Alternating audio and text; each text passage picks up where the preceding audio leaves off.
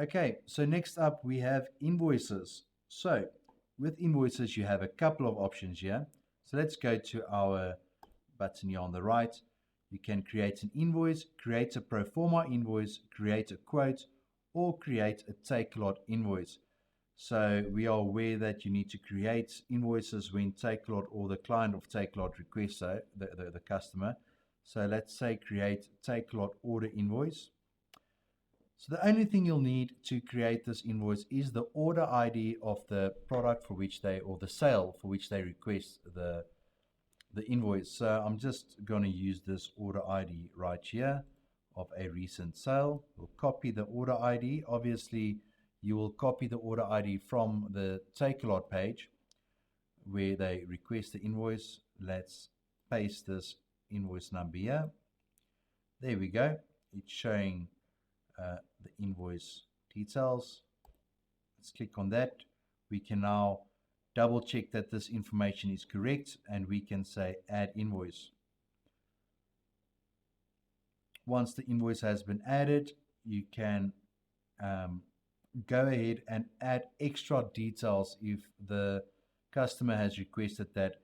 So you'll find a lot of customers asking to add their company name or VAT number, so you are welcome to add that here.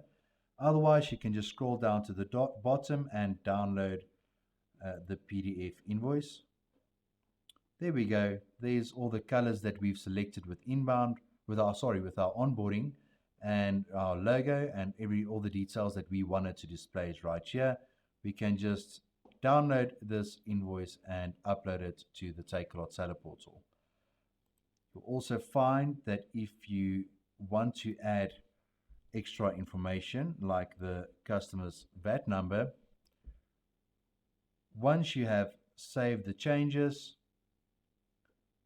you will see that a new invoice has been generated and is available for download. So let's just refresh this page, download the PDF, and there we go. There we've got the VAT number of the customer on the invoice. Okay, so that's one way of doing an invoice. That is for the Take-A-Lot customers and for Take-A-Lot seller portal. We can also create a custom invoice. So here we've got an invoice. Our invoice number is INV0 because we've selected INV as our prefix for invoice. So let's say the client name is John. He does not have an email. We're not going to insert his contact number for now or any of the other information, but you're welcome to insert that. Okay, there's an invoice. Now we can either add a product or we can add an empty line. So let's add an empty line. We'll give this empty line a code of 01. The description we will just call services. Unit price is 50. Quantity, let's make that 10. And here we can tick whether VAT is applicable or not. You will see that changes the calculation, or you can click whether VAT was included in the initial price that you have entered. Okay. So we've got services, and now we want to add a product. So let's add a product. Here we go. We can easily go and search for a product. There we go. We've got our product there. We will say quantity is 2. And now we can save changes. There we've saved our invoice.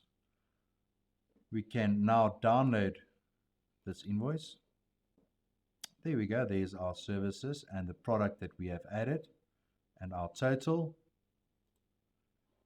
And then we can take this a step further. At the bottom, you will see open picking list. So you have now invoiced this customer and you want to pick the products out of your warehouse. Let's say open picking list. And that's going to create a new picking list. And you can, you've created this picking list. So this stock has been reserved on your stock on hand and on Take-A-Lot. So no worries about this product selling while you are busy picking it for the product for the customer that has already paid for it. So there we go. That's all for invoices. Let's just get back there. There we go. That's all for invoices right now.